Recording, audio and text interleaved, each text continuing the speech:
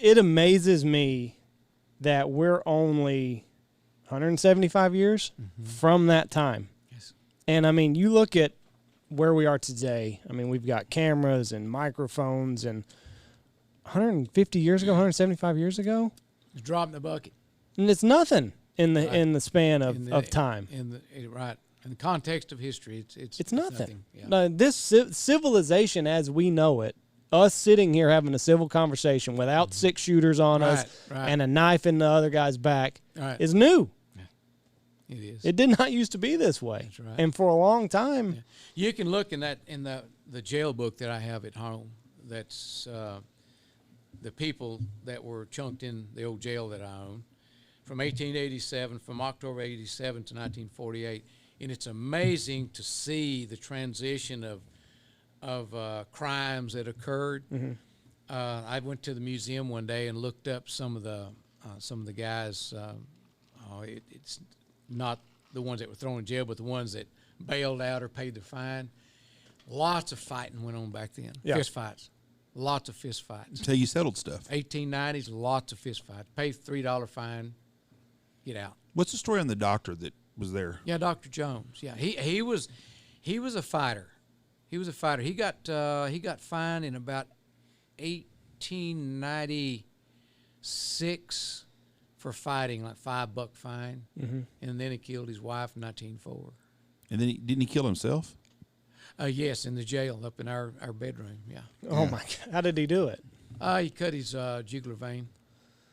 Jeez. He asked for his bag for something, didn't he? Yes, I talked to the old gentleman whose father was a jailer at the time, and this was like 20 years ago, and he was 90 years old back then. The old gentleman was. He lived in Mundy, and he said, "My father told me to go fetch the doctor's medicine bag," and I did. And as Papa closed the door of the jail cell, Dr. Jones pulled a blanket over his head.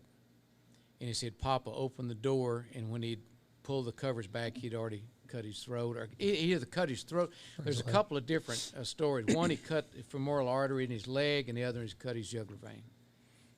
Either way, he bled to death. Yep, bled to death. In your bedroom. Yeah.